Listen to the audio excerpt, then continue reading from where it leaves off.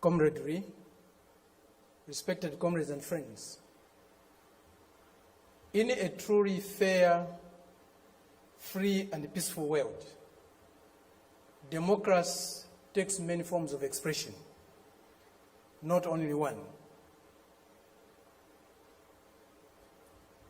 I believe democracy is a government in which all the people participate, in which the interests of the people reign supreme, in which their country's sovereignty, their country's honor is at the top.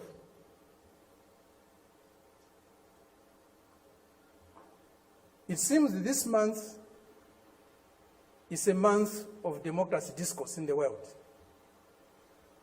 At the end of this month, there will be a conference in Lusaka, or a summit in Lusaka, Zambia, my country, led by the United States. They have come to Southern Africa to teach us democracy. A country that was opposed to our liberation, a country that supported colonial regimes, the apartheid regime in South Africa, the white racist minority regime in Zimbabwe, now Rhodesia, now Zimbabwe, the Portuguese colonial governments in Mozambique, in Angola, in Guinea-Bissau, and Cape Verde, today is coming to Africa to teach us about democracy. A country that has toppled so many governments in Africa, that has led so many coups in Africa and other parts of the world, a country that has killed so many of our leaders in Africa and other parts of the world, the killers of Patrice Lumumba, those who toppled Kwame Nkrumah, those who killed Nasser, those who killed Muammar Gaddafi, today are coming to teach us about democracy. A country that has been built on brutal force, on enslavement of other human beings, on the humiliation of Africans, the exploitation of Africans, the plunder of Africa, today is coming to teach us about democracy.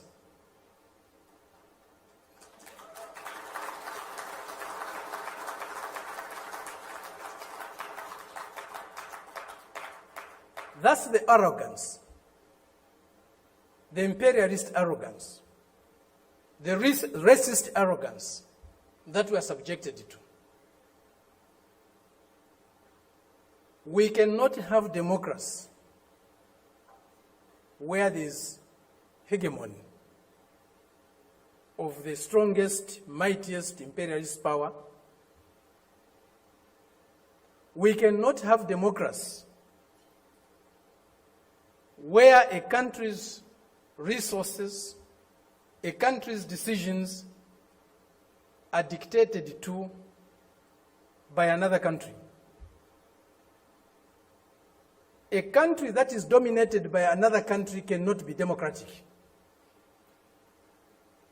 A country that lacks sovereignty cannot be democratic. A people that cannot decide for themselves cannot be democratic. A colony, a neo-colony cannot be democratic. That's why today, even at the United Nations, membership is on the basis of sovereignty.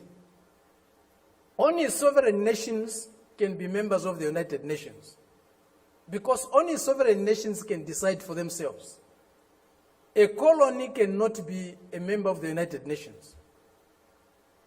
It's not by accident. It's not a mistake. If you have no respect for the dignity of others, If you have no respect for the sovereignty of other countries, you cannot claim to be a champion of democracy. They used to say, all roads lead to Rome. Today, we can confidently say, all roads to progress, all roads to what is better for humanity lead to Beijing.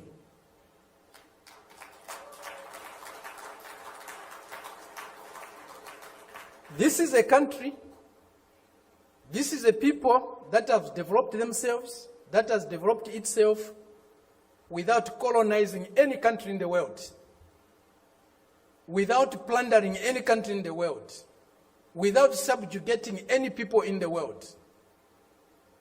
This is a country that is developing with maximum respect for others, for their history, for their cultures, and recognizes the diversity that is there in civilization. We were only taught one form of civilization, one form of modernization. That was the Western way. Westernness was a measure of how civilized, how modern you are. We reject that. We reject it because it's not correct. We reject it because it's undemocratic. We reject it because it's uncivilized to think of the world and of other people in that way. Today, they cannot accept the fact that China has caught up with them. China is about to surpass them in many areas of human endeavor. The imperialist arrogance is inhibiting them from accepting that reality. The racist arrogance is inhibiting them from accepting that reality. But the world is changing. The changes we are witnessing today, as President Xi said in Moscow recently, or the other day, they have never been seen in 100 years. They have shaped a world that they themselves today are scared of. And they have shaped a world that is not sustainable. Democracy, human development is not sustainable on the basis of plunder, on the basis of enslavement, on the basis of humiliating other people every day. That is a system we are seeing today, a system that will not survive if plunder is eliminated, if subjugation of other peoples, other nations is eliminated, if inequality in the world is eliminated. That system will disappear. The only system that can survive and can endure for long is a system that is based on mutual benefit, win-win relationships, mutual respect for others, accommodation and tolerance of others, and fraternal love for all humanity. This is what we find in China today. This is what China's example is showing us. Indeed, all paths are different. There's no path that is the same, even if they are leading to the same destination. Each path has got its own characteristics. We are seeing that, we are learning that, we are experiencing that today with China.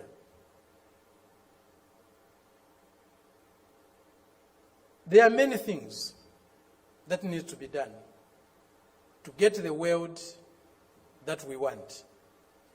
A more just, a more fair, a more peaceful world is possible.